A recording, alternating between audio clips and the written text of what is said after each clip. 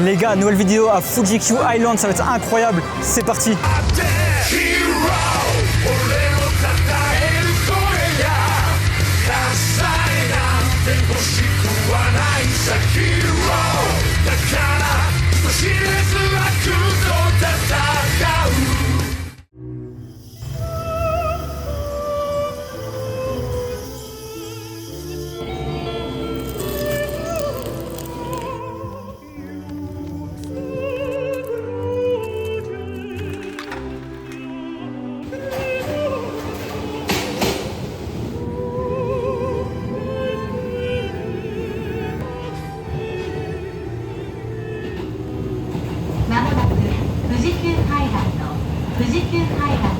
Les gars, nous sommes actuellement à Fuji-Q Island. Oh là là là là. Très impressionnant. Et là, on a la vue sur Ejaneka, donc le coaster lumineux d'Asie et enfin du Japon, hein, du coup, parce que le Japon c'est en Asie. Logique. Alors moi, c'est pas mon coaster préféré d'Asie, parce que oui, j'ai déjà fait ce parc il y a un an et j'ai déjà fait Ejaneka que j'avais beaucoup aimé, et pas autant que ce que les gens en ont pensé, parce que cette bête là, elle est notée top 5 mondial actuellement.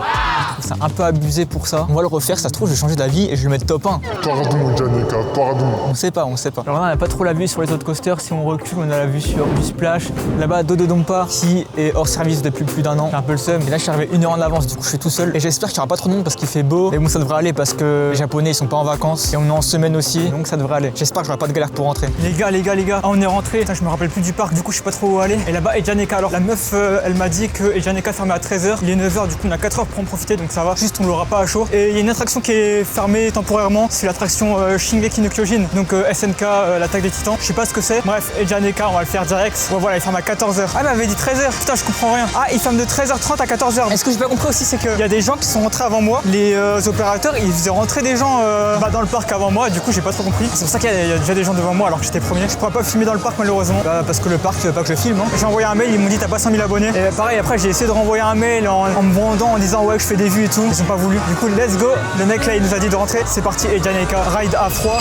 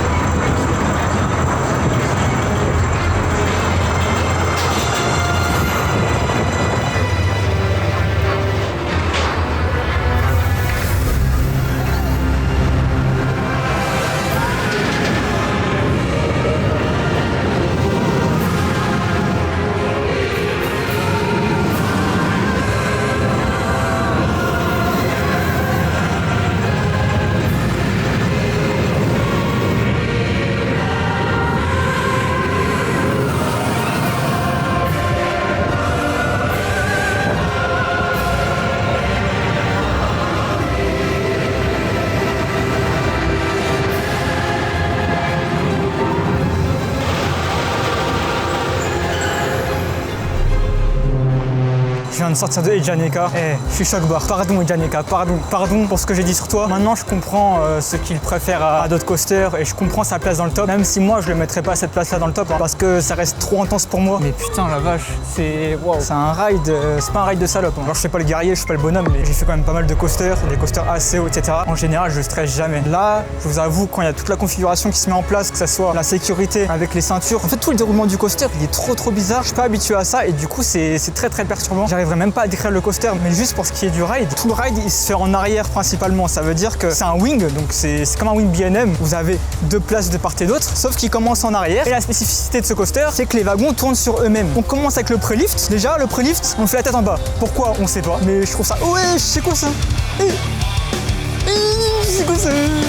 Mais du coup ça c'est trop bizarre et ça perturbe de ouf. C'est pour ça que franchement les gens qui sont sensibles aux inversions et tout, oubliez Ejaneka, oubliez, c'est super intense. Après le lift on le fait en arrière, bon ça y a rien de spécial, juste c'est très perturbant parce qu'on sait pas quand on arrive en haut. Et après on le voit en haut, hein. Il y a une sorte de petit creux comme ça qui vous donne la vitesse. Moi j'étais presque au bac, hein. J'étais avant-dernier rang. Et la drop on l'a fait la tête en bas. Et les retournements, les spins, ils sont ultra violents. D'ailleurs rien à voir, mais là-bas il y a Takabisha qui avait un record d'inclinaison fut un temps. Là vous voyez la drop là-bas là, 121 degrés. Le record du monde actuellement c'est 121,5. Donc voilà, c'est un gear shower. C'est un bon petit coaster, on va aller le faire maintenant je pense. Mais je reparlerai des Janeka après je pense. Et après c'est que des spins. Au début une sorte de demi-looping, mais c'est pas Animal Man parce qu'Animal Man après il y a une demi-vrille. Non là c'est un demi-looping et du coup ça passe en inverted un peu. Les rails ils passent au-dessus de notre tête. Quand tu crées un coaster comme ça, t'as une liberté totale parce que tu peux faire tellement de choses. Tu peux faire en inverted, normal, en arrière, en avant, tu peux faire tout ce que tu veux. Et justement c'est ce que ce coaster fait ultra bien, c'est qu'il te met dans tous les sens. Tu comprends pas ce qui t'arrive, tu te fais éjecter dans tous les sens. Moi je me tenais hein. D'habitude les coasters je me tiens jamais, mais là je me tenais de ouf parce que je me faisais éjecter quoi. Et après il y a une sorte de zéro G-roll.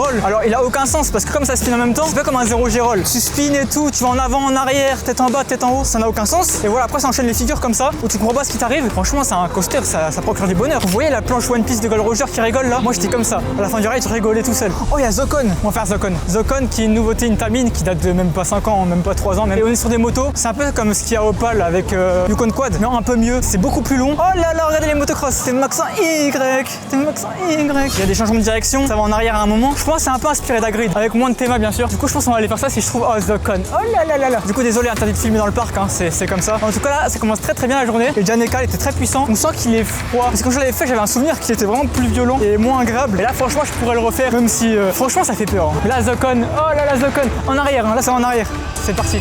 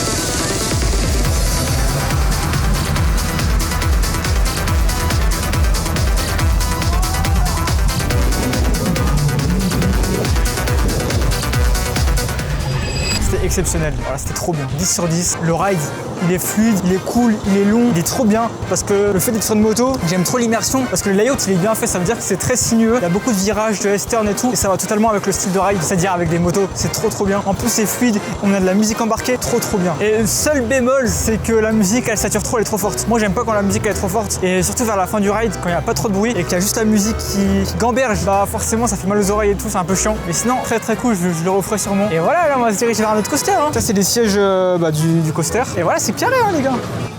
Oh, thank you, arigato gozaimasu. Arigato. Là, je fais la miniature comme ça, tac. Oh là là. Putain, il y a une bague, il y a quelqu'un qui a oublié sa bague. Trop bien. Comme ça, miniature. Moi j'ai ma miniature pour Fuji-Q. Voilà Zocon 10 sur 10. Là soit on fait Fujiyama, qui est un coaster pas très intéressant. C'est un peu comme Style Dragon 2000 en moins bien. Ça veut dire qu'il y a juste une grosse drop et après c'est des enchaînements un peu foireux. Et là-bas t'as Kabisha, qui est un coaster beaucoup plus intéressant pour moi parce que c'est des bonnes inversions. Et quand je l'avais fait, je me souviens, c'était assez fluide, c'était assez agréable. Voilà, je vais faire quelques crédits et après je ferai des plans de coupe. Putain, il y a de la queue. Hein. Là le parc il se remplit bien, hein, malheureusement. Oh putain, non la queue de ouf. 100 minutes à Fujiyama vraiment là. Un coaster très haut, en 79 mètres. Oh trop bien. Là-bas il y a une dinguerie. Ça c'est pour les passionnés. Il y a les trains, des anciens coaster qui était présent sur le parc avant. Du coup là je vois du Dodonpa. Alors moi je connais pas l'histoire du parc, mais là il y a une Madhouse. Oh là là, incroyable. On s'en bat les reins. C'est ça, putain le train il est mastoc. Hein. Oh vous avez vu les roues comment elles sont, on dirait des pneus. C'est pas comme des roues de coaster traditionnelles, c'est plus des pneus. Là c'est quoi ça? Zola Bay. Je pense que ça devait être un dark ride avec un shooting, ok. First shooting in Japan. Ah ça devait être un Vekoma ou un Haro. Elle a fait en 2000, la dinguerie. Et ça, Giant Coaster. Ok, trop stylé. Les trains sont trop stylés. On voit que c'est des trains à la japonaise un peu. Les trains à l'ancienne, mais trop stylés. Il y a quand même 4,4 G, hein. 100 km/h, 121 degrés.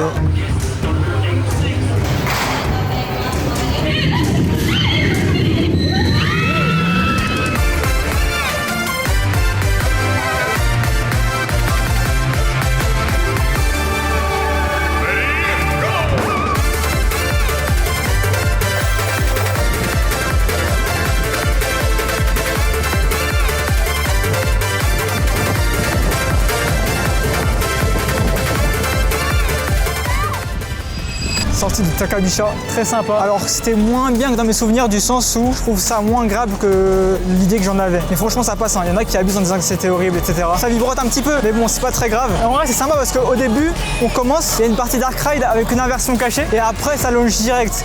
Pas le temps de niaiser. Bon c'est pas ce qui est le plus intéressant comme inversion, ça reste des loopings, des dive loops, etc. Mais c'est sympa et après c'est pas très long parce que le coaster est divisé en deux parties. Donc il y a la première partie avec le launch, après on s'arrête et il y a un gros panneau 121 degrés en mode dinguerie. Du coup on passe sur le lift à la verticale et après petite drop. Hein. La drop à 121 degrés on la sent pas du tout. Non on dirait juste une drop à la verticale et c'est pas très sensationnel franchement. Et je pense que c'est parce qu'en haut du lift on est grave freiné. Vous voyez là comment ils sont freinés? Ils sont en haut du lift, ils vont mettre 5 bonnes secondes à descendre, hein, même plus. Hein. Ah ouais mais même 10 secondes non. Et après ça drop c'est super lent. Et voilà là je pense que je vais faire Ejaneka. Tout à l'heure j'avais dit qu'il fermait à 13h mais en fait je dis de la merde. Il est fermé de 13h30 à 14h. Ça veut dire qu'après il est ouvert jusqu'à 18h donc il y a le temps de le faire. Mais je suis chaud de refaire un petit Ejaneka comme ça on chaînerait un peu le crédit du parc quoi. Et peut-être faudra visiter le parc aussi parce que là je fais les coasters etc. Mais là par exemple là-bas il y a un Star Flyer qui peut être sympa. Là il y a une attraction que j'ai la flemme de faire, c'est un flat ride. C'est une sorte de marteau qui tourne. Fujiyama j'ai pas vu il y avait combien de temps. Malheureusement l'application elle marche pas sur mon téléphone parce que j'ai pas l'App Store japonais. Vous voyez le looping qu'il y a là? Ça c'était Dodonpa du coup. Donc l'attraction qui a fermé il y a un an. Et il y avait des rails qui circulaient partout ici. Même au niveau du tunnel là-bas là, il y avait des rails qui circulaient partout au-dessus de notre tête. Et là il y a plus rien, ils ont tout enlevé. Ils ont juste laissé le looping, ce que je trouve sympa en vrai. Mais ils ont tout enlevé sinon c'est un peu triste. Ah sinon il y a ce coaster que j'ai pas fait. Vous voyez le coaster là, l'inverted violet? Du coup on peut se le faire. À droite il y a un land de Naruto. On verra ça aussi après. Ce land de Naruto ça n'a aucun sens. Les Japonais ils aiment bien mettre des lands en rapport avec des mangas ou des animés. Après c'est un peu le pays pour. Hein. Du coup on va faire ça s'il est en activité j'espère. S'il est pas fermé. Et il n'y a pas de train qui tourne du coup je sais pas. Bon bah les gars là c'est la gare du l'université de Clando là. Et du coup bah c'est fermé. Ça ouvre à 14h. C'est pas grave on le fera après. Hein. Et Janeka, le coaster au record, le coaster intense. Il y a tout le parcours. Et en fait chaque flèche j'ai l'impression c'est les moments de retournement. Leur affiche elle fait grave peur. Chaque fois au Japon c'est comme ça. Leurs affiches elles font grave peur. Et même ce qu'ils aiment bien faire au Japon c'est spoil tout le parcours pour que tout le monde soit au courant. Ils veulent être transparents au maximum au Japon. Du coup les opérateurs avant le ride ils spoilent tout le parcours de A à Z. Takabisha, putain de faire du bruit, gros. Du coup Takabisha avant le ride ils ont bien dit ouais il y aura un launch, il y aura un lift, il y aura ça, il y aura des inversions. Bon les gars la gare de Ejaneka, du coup détecteur de métaux ici.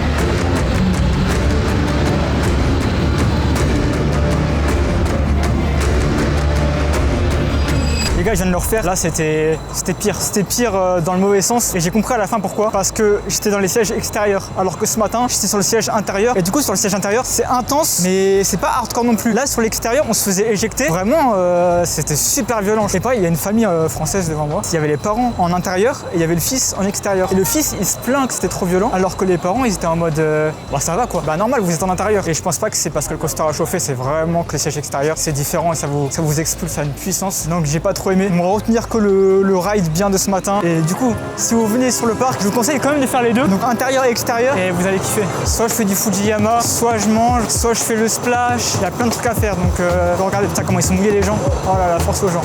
Et du coup, vas-y, on va parler un petit peu du parc au niveau des opérations. Déjà, le parc fonctionne sous reconnaissance faciale. Ça veut dire que quand on prend son billet en ligne, on doit mettre sa tête sans expression ni rien. Comme ça, après, avant chaque attraction, il détecte quel forfait vous avez pour la journée. Typiquement, moi, j'ai le forfait illimité. Donc j'arrive dans l'attraction, il me scanne ma tête et il détecte que moi j'ai le forfait limité donc je peux passer. Et ça c'est pratique, ça va vite. Les opérations sont globalement un peu mieux que à Nagashima Spa-Land, mais ça reste le Japon. Typiquement avant chaque ride, ils vous rappellent 1000 fois d'enlever les objets des poches, alors que bon, il y a un détecteur de métal donc ça sert un peu à rien. Du coup pareil, ils vous font un speech avant chaque ride en mode ouais il va se passer ça. Ils spoilent tout le ride, que ce soit avec des écrans, que ce soit eux qui en parlent, ils spoilent tout le ride. Et ça fait perdre là le temps. Pareil, ils nous font une danse pied, épaule, tête, je sais pas quoi. Ils font des danses, des trucs. Hey, laissez-moi faire le coaster. Faut faire du débit là, faut faire du débit. Mais là le parc niveau attraction, vraiment cool. J'ai fait que 3 attractions là pour l'instant. Enfin 3,5 parce que j'ai fait 2 fois Ejaneka. Bref, on va passer à Fujiyama s'il y a pas trop de monde. Faut que je vois hein, sur le terrain, peut-être je vais trouver autre chose. Mais je pense que je vais faire du Fujiyama.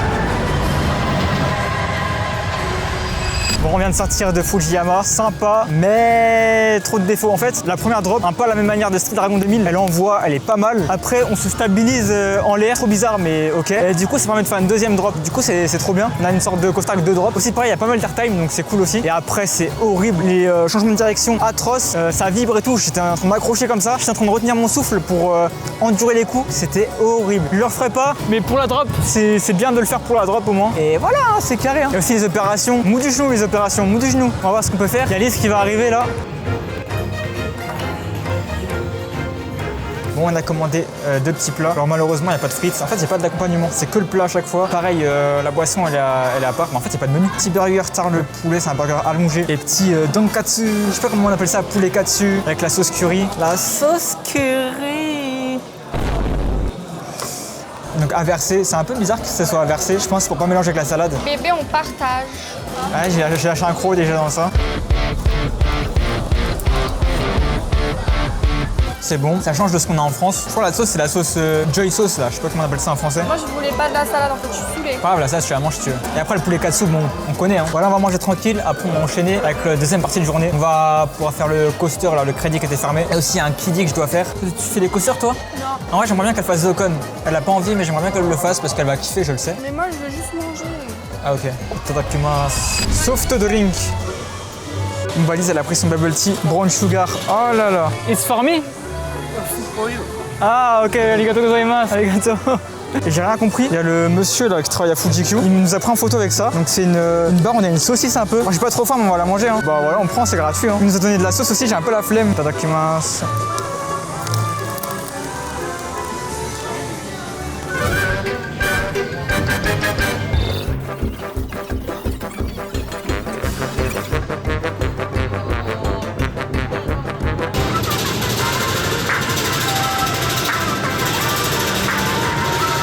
Abonnez-vous là, abonnez-vous.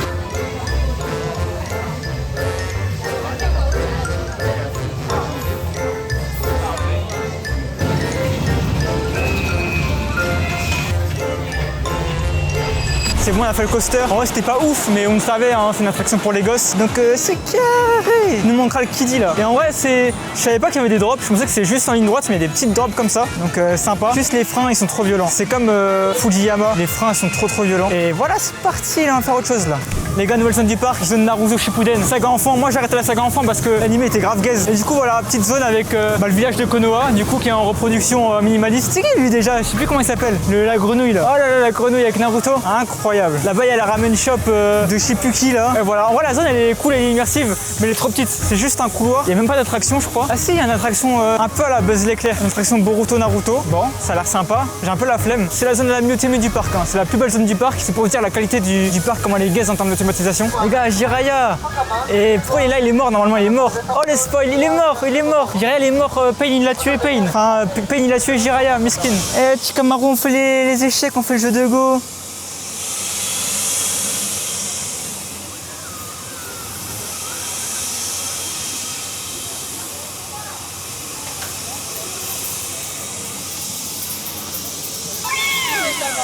Et les gars, on va rentrer sur le land. Thomas le train. Quand j'étais petit, j'étais trop fan de Thomas le train. Après, j'aimais trop les trains de base. Donc voilà, j'ai jamais été ici. Même il y a un an, j'avais pas été. Et ça a l'air sympa. Parce qu'en fait, le parc, là, je me disais, il y avait pas beaucoup d'attractions hors coaster. C'était juste le parking à coaster et c'est tout. Et en fait, là, il y a un monde pour les gosses, j'ai l'impression. Un monde Thomas le train. Et je pense que c'est ici qu'il y a le crédit qui me manque. Oh là là, Thomas le train. Oh, lui, je l'aimais trop, c'est le mec de la gare. Oh là là, le mec de la gare. Est-ce que vous pensez que le mec de la gare là-bas, il fait les burgers de la gare?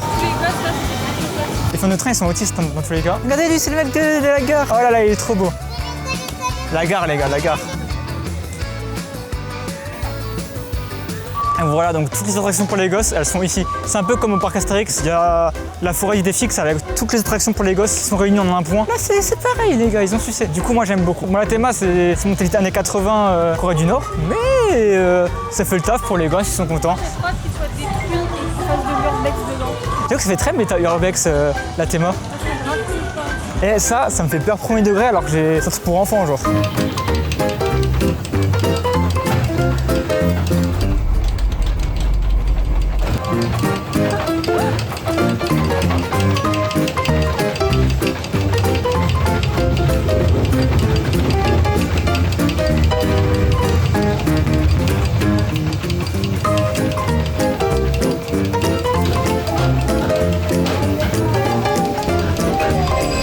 là, c'était pas mal. Pas mal, mais ça manque d'airtime sur la fin et ça manque d'inversion. Mais sinon, c'était pas mal, j'ai bien aimé. En plus, il y avait des enfants. J'avais cette blague au montage ou pas? Ok. Bon, qu'on soit bien clair, le parc il est moche, il est dégueulasse. Les points positifs, on peut se balader et se poser sur l'herbe comme ça. Un peu à la Fantasyland, voilà Aqua Boulevard. Du coup, sympa, juste interdit aux chiens. Donc Endek, force aux chiens. Mais si vous voulez vous poser, vous pouvez ici. Il y a plein d'endroits où se poser, que ce soit des bancs, des chaises. Il y a plein de snacks aussi là-bas. Si vous voulez attendre vos enfants qui font les attractions, c'est parfait. Et là, il y a le gyroswing qui tourne. Ça, j'ai un peu la flemme de le faire, c'est pas un truc que je kiffe, mais s'il faut le faire, faut le faire. Hein. Et aussi, info importante, le coaster a été fermé pendant pas mal de mois parce qu'il y a eu un technicien qui est décédé sur le coaster il y a pas si longtemps que ça. Hein. Je pense que c'était il y a, je sais pas, il y a 6-7 mois. Un technicien est décédé. Le coaster a été fermé temporairement pendant quelques mois, mais au final, ça va, il a rouvert assez rapidement. Mais on se dit que le coaster, vu comment il est vieux, l'entretien c'est une galère, je pense bientôt il va virer. C'est triste, hein. Je pense pour le parc, ça va être un coup dur parce que c'est un coaster qui attire beaucoup de monde. Et ils ont beaucoup de vieux coasters. Hein. Takabisha, je pense, il va tenir longtemps encore. Fujiyama, vu comment il envoie des baffes sur la fin, je pense qu'il peut tenir encore 10 bonnes années, mais pas plus. Et Zakon, belle machine. Zakon, ça va tenir longtemps. Mais je me dis, il y a tellement de palissades et tout. Peut-être ils font des travaux et ils vont faire d'autres nouveaux coasters. Après, il y a beaucoup de coasters dans le parc déjà. Peut-être ils vont faire d'autres attractions sympas. Donc on espère pour l'avenir parce que le parc, c'est un peu comme dans tout le Japon. Le parc niveau attraction, c'est très archaïque, je trouve. Mais ça a du charme. Moi, c'est ce que j'aime dans les parcs au Japon. C'est moche, c'est dégueulasse, mais ça a du charme et je kiffe.